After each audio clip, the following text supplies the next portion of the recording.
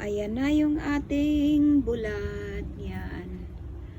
Yan. Sana mag-init ka. Please.